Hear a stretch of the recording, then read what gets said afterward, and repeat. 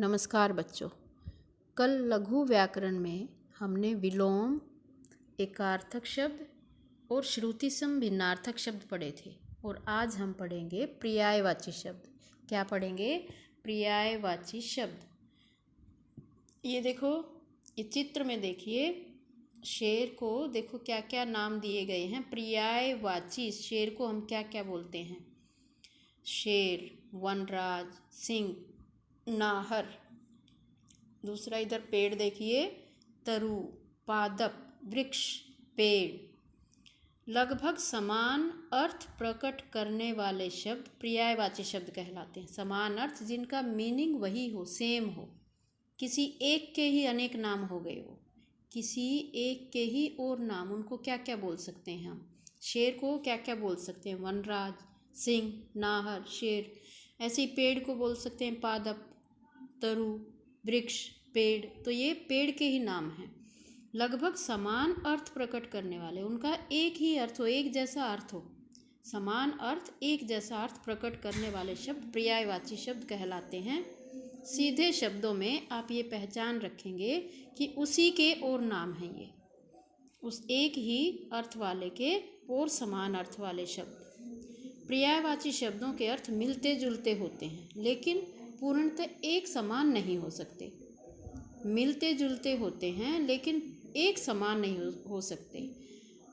जैसे नीर और जल पर्यायवाची, परंतु गंगा जल के लिए गंगा नीर नहीं कह सकते। गंगा जल के लिए हम गंगा जल ही कहेंगे। पीने वाले पानी को हम नीर बोल सकते हैं, पानी बोल सकते हैं, जल बोल सकते हैं। गंगा जल को गंगा नीर नहीं कह सकते। पर्यायवाची शब्दों के कुछ उदाहरण देखिए। अतिथि, आगंतुक, मेहमान, पाहुना। अतिथि को क्या क्या बोल सकते हैं? आगंतुक, मेहमान, पाहुना। आग, अग्नि, अनल, पावक, हुताशन। आँख, नेत्र, नयन, चक्षु, दृग। अब मैं आपको पढ़ के भी इसलिए सुना रही हूँ, आप भी ऐसे ही पढ़ेंगे तो उच्चारण शुद्ध होगा। इच्छा, तृष्णा, अभिलाषा, कामना, लिप्सा।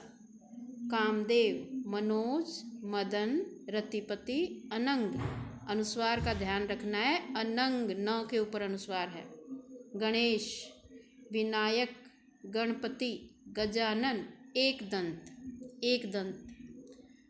अनुस्वार आप ऐसे नहीं कि जहाँ मर्जी उसको लगा देंगे, बिल्कुल द के ऊपर लगाएंगे। एक दंत, द के बाद साउंड आ रही है ना, दंत, तो द पे लगाएंगे। घर, गृह, सदन, भवन, निकेतन। चंद्रमा, राकेश, शशि, रजनीश, मयंक। तालाब, जलाशय, ताल, सर, सरोवर। लेकिन आपके सिलेबस में 10 हैं ये, तो आप ऐसे 10 ही लिखेंगे। एक इधर है, एक 1 इधर है, तो 2 उसके सामने है, दूसरा इसके सामने है। एक आपका है अतिथि, तो दूसरा आपका है अमृत। पीयूष, सुधा, सोम, अमीय। फिर है आकाश, नभ, अंबर, अंतरिक्ष, व्योम। इंद्र, सुरेश, पुरंदर, वासव, मेघवाहन। कमल, पंकज, जलज, वारिज, अंबुज। खल, धूर्त, कुटिल, दुर्जन, दुष्ट। तो ये आपके सिलेबस में 10 हैं, बाकी और भी ये 4 और हैं, ये बता देती हूँ। गंगा, भागीरथी, सुरसरिता, देवनदी, त्रिपथगा। घोड़ा, अश्व, हय, तुरंग, घोटक। जल, अम्बु, वारी, नीर, पानी। देवता, सर्प, देव, निर्जर, अमर। आप ऐसे ही बोलकर पढ़ेंगे और ध्यान से उच्चारण करेंगे। आज और हम करेंगे लघु व्याकरण में एकार्थक प्रतीत होने वाले शब्द। एकार्थक, जो कल हमने किए थे अनेकार्थक, आज हम करेंगे एकार्थक प्रतीत होने वाले शब्द। एकार्थक, एक ही अर्थ। जैसे श्याम ने अपनी मालकिन को नमस्कार किया। मैं सुबह उठकर सभी को नमस्ते करती हूँ। नमस्कार बोलूँ या नमस्ते?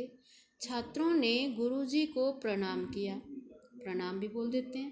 प्रधानाचार्य जी ने मुख्य अतिथि का अभिवादन किया। अब इनका मतलब तो वही है, आदर सत्कार करना, लेकिन अब देखना जरा ये कहाँ कहाँ किसके किसके साथ क्या उचित है। ऊपर दिए गए रंगीन शब्द एक दूसरे के पर्याय लग रहे हैं, पर्यायवाची शब्द लग रहे हैं, मतलब सबका वही है, आदर सम्मान करना, नमस्कार करना। लेकिन यदि ध्यान दिया जाए तो थोड़ा बहुत अंतर अवश्य है। जैसे नमस्कार समान या हम उम्र अवस्था वालों के लिए किया जाता है। श्याम ने अपनी मालकिन को नमस्कार किया। फिर है नमस्ते, मैं नमस्ते सभी के लिए, किसी को भी नमस्ते कर सकते हैं, बड़े छोटे सबको। प्रणाम गुरुजनों तथा आदरणीय व्यक्तियों के लिए, जो गुरुजन हैं, अध्यापक हैं और आपके आदरणीय हैं, उन व्यक्तियों के लिए प्रणाम। अभिवादन आदरपूर्वक सत्कार करने के लिए, आदरपूर्वक आदर सत्कार करने के लिए। उपयुक्त उदाहरणों द्वारा स्पष्ट हो गया है कि एकार्थक प्रतीत होने वाले शब्दों के अर्थ एक समान नहीं होते। फिर से सुनेंगे। उपर्युक्त उदाहरणों मीन्स जो ये उदाहरण ऊपर दिए गए हैं द्वारा स्पष्ट हो गया है कि एकार्थक प्रतीत होने वाले शब्दों के अर्थ एक समान नहीं हैं, उनमें कुछ अंतर अवश्य होता है। अतः इन शब्दों का प्रयोग बहुत सावधानी के साथ करना चाहिए। थोड़ा सा अंतर होता है।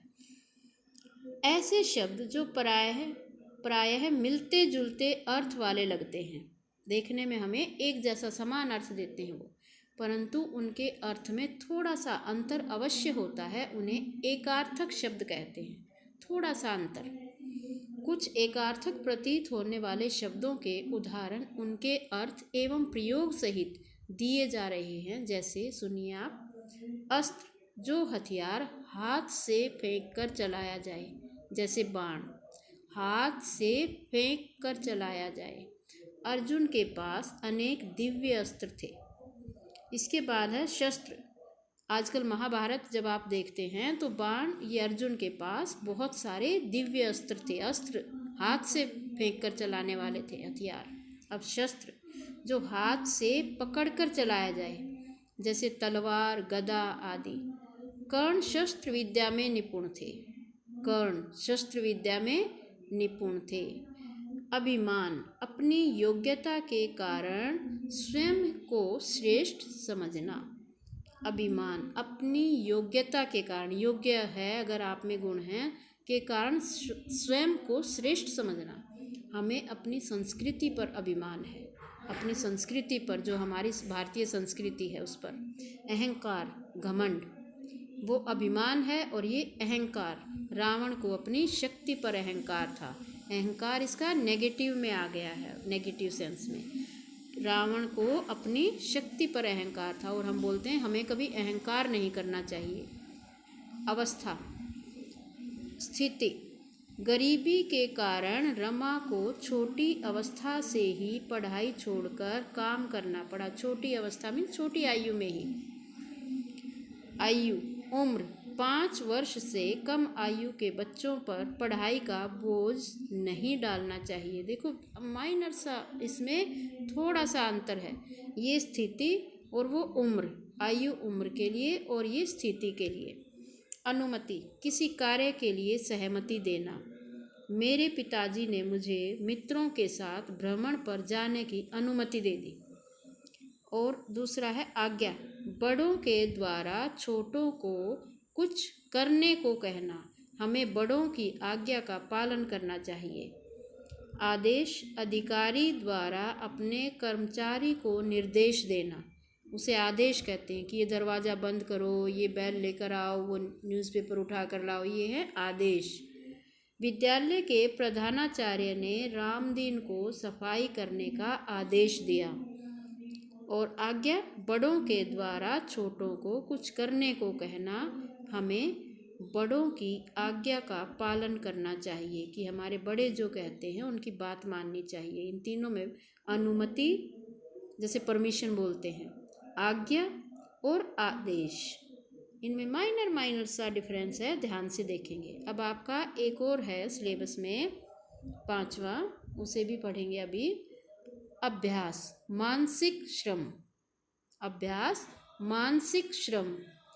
एकलव्य मन की लगन और निरंतर अभ्यास से ही धनुर्विद्या में निपुण हुए थे। मन की लगन, मानसिक श्रम। चेष्टा, प्रयासपूर्वक कार्य करना। चेष्टा मीन्स प्रयासपूर्वक कार्य करना। लोमड़ी ने अंगूर खाने की बहुत चेष्टा की। लोमड़ी ने अंगूर खाने का प्रयासपूर्वक कार्य किया। तो लोमड़ी ने अंगूर खाने की बहुत चेष्टा की।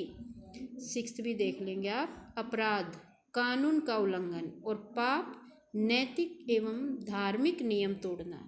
अपराध, कानून का उल्लंघन, जैसे समय पर आयकर न जमा करना एक अपराध है।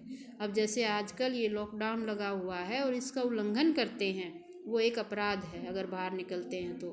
और पाप है नैतिक एवं धार्मिक नियम तोड़ना। किसी भी प्राणी की हत्या करना पाप है, किसी भी जानवर की हत्या करना पाप है। तो ये अपराध और पाप में इतना सा अंतर है कि अपराध जो कानून को तोड़ते हैं, कानून का उल्लंघन करते हैं, और ये पाप नैतिक एवं धार्मिक नियमों को तोड़ते हैं। धन्यवाद। आज के लिए इतना ही। इसे अपनी कॉपी में लिखेंगे और 5 तक लिखेंगे इसे। धन्यवाद।